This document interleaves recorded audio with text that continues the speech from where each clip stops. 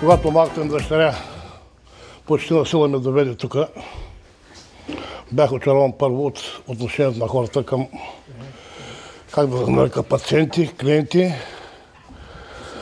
от вниманието на хората. Бях се отказал от живота. Краката ми, вижте ги сега какви са, бяха дебели, колкото е тук. Беше силно морово, с големи рани, около 10 см, отстрани с малки ранички. Персонала ме пое. Започнаха процедурите. На седмата процедура се убедих, че второто сърце страшно много ми помага на вените, на раните, на краката, на силата на организма. Защото аз не можех да вървя 5 метра, без да се подпра. Отбягах да взимам бастуни, патерици, такива работи, защото нямах и сила да си подигам тялото. Направих 22 процедури. От тогава не съм идвал.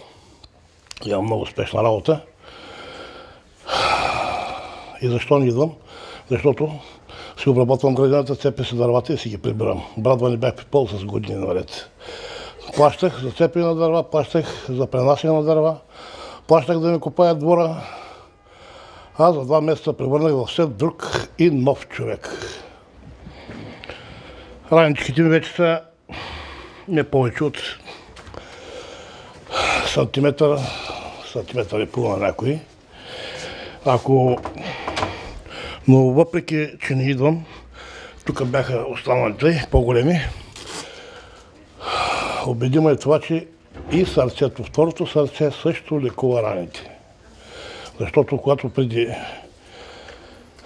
вече 3 седмици не съм идвал, тези трети рани бяха много големи. Но едната през това време се излекува. Останаха ми 2 съвсем малки ранички тук бяха 2 малки рани, в момента една.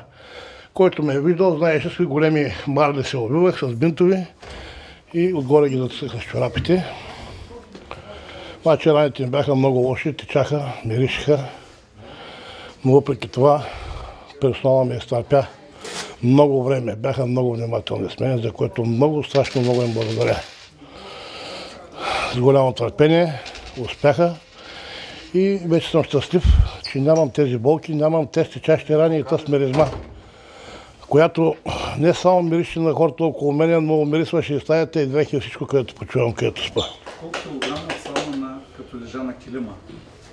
На килима с миостимулатора за 22 процедури 14 кг слабнах.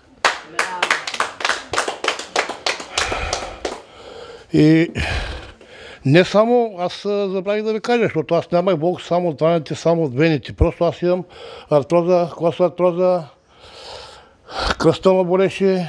Сега тези болки, всичко това нещо отминава, по-малко отшумява, пак имам леки наболявания, но не като преди да не мога да си обуя чорапите, да не мога да си вържа обувките, все с помощ къщи, всеки дъщерята и жената ми помагаха да му обуват, а сега всичко върша сам и това е много добре за мене, защото се чувствам нов човек. От училището на внука ми до тук идвах с на 4-5 почивки, до 6 почивки идвах, не можех да дойда просто първите дни. А сега идвам много спокойно, много бързо и се радвам, че всеки ден се чувствам по-здрав. Сега ще купя и един килим, за да продължа лечението си, което ме прави много по-силен, много по-здрав. Както каза господина преди малко, аз давах страшно много пари за лекарства, но съм спрял лекарствата. Между другото съм и сърдечно болен и много други болести, но всичко съм спрял да купувам лекарства. Се лекувам само с второ сърце. Сега ще взема и килима, а при възможност ще взема и масажор.